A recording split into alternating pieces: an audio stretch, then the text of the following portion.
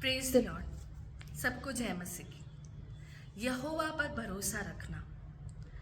दूसरा इतिहास 14 chapter 8 verse से ऐसा लिखा हुआ है, राजा आसा जो था उसके पास 5,80,000 की सेना थी। उसके विरुद्ध जो है एक जेरक नामक एक कूशी मनुष्य उसे युद्ध करने को निकला, जिसकी सेना जो थी 10 लाख पुरुषों की सेना और 300 रथ लिए वो उसके विरुद्ध आया। और राजा आसा का भरोसा जो था वो परमेश्वर के ऊपर था। तो जहाँ छावनी होती है, जहाँ पे युद्ध होता है, वहाँ पे पहुँचकर वो परमेश्वर से यूँ प्रार्थना करने लगा। दूसरा इतिहास की किताब 14 चैप्टर 11 वर्स में लिखा हुआ है, हे यहोवा, जैसे तू सामर्थ्य की सहायता कर सकता है वैसे ही शक्तिहीन की भी। हे हमारे परमेश्वर यहोवा, हमारी सहायता कर, क्योंकि हमारा भरोसा तुझी पर है और तेरे नाम का भरोसा करके हम इस भीड़ के विरुद्ध आए हैं। हे यहोवा, तू हमारा परमेश्वर है, मनुष्य तुझ पर प्रबल न होने पाए।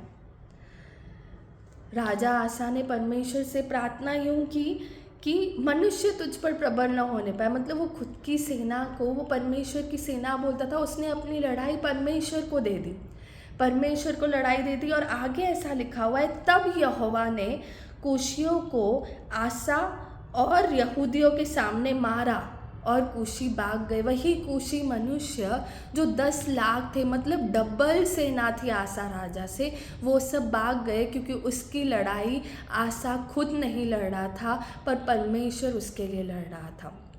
तो जब आप परमेश्वर पर भरोसा रखते हैं, अपनी लड़ाइयों को परमेश्वर के हाथ में देते हैं, तो वो आपकी ओर से लड़ता है। और चाहे आपको आपका विरोधी कितना ही बड़ा क्यों न लगे, आप उससे जीत जाएंगे, क्योंकि आपकी ओर से लड़ने वाला आपका परमेश्वर यहोवा होता है, यीशु मसीह होता है।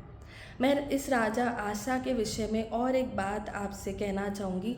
यही राजा आसा आगे चल के जो है, जब एक युद्ध में पड़ता है, तो तब उसने जो है ना, उसने मदद मांगी होती है एक मनुष्य से। उसने परमेश्वर पर भरोसा नहीं किया होता है।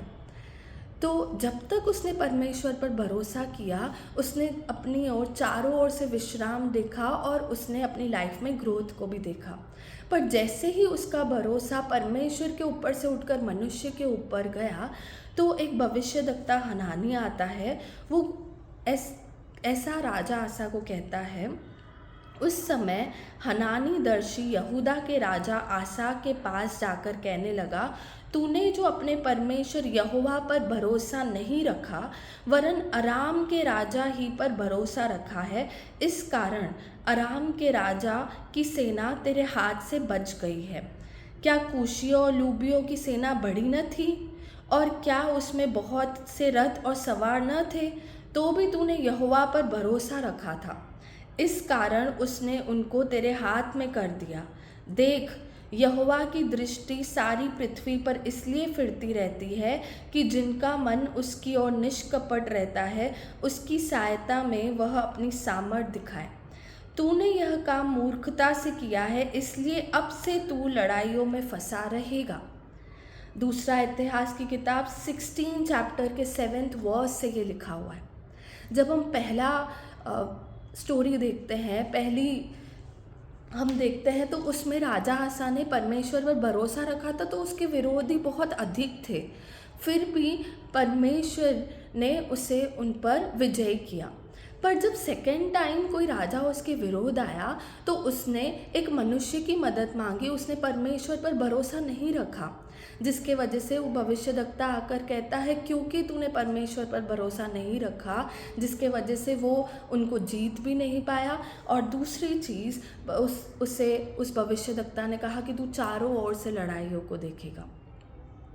तो ये बहुत ही ज़रूरी है कि जब भी कोई लड़ाई आए, कोई प्रॉब्लम आए, कुछ भी आए, सबसे पहले परमेश्वर की खोज करें, उस पर भरोसा रखें।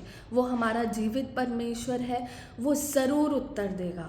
वचन ये कहता है कि उसके कान सदा धर्मियों की प्रार्थनाओं की ओर लगे रहते हैं और वचन ये कहता है कि जब हम संकट के समय उसे पुकारते, वो हमारी सुनता है, वो दयावंत है, वो जीवित परमेश्वर है, वो उत्तर देता है, वो हमारी ओर से लड़ता है। न जाने हमने कितनी गवाहियाँ सुनी होगी और अपने लाइफ में एक्सपीरियंस की होगी कि उसने कैसे एक नेगेटिव रिपोर्ट को बदल दिया, उसने इम्पॉसिबल को पॉसिबल किया। पर ऐसा कई बार मनुष्य की लाइफ में होता है कि वो एक समय पर तो परमेश्वर पर भरोसा रखता है, पर दूसरे समय वो भरोसा नहीं रखता है, तो जिसके वजह से वो लड़ाइयों को फेस करता है।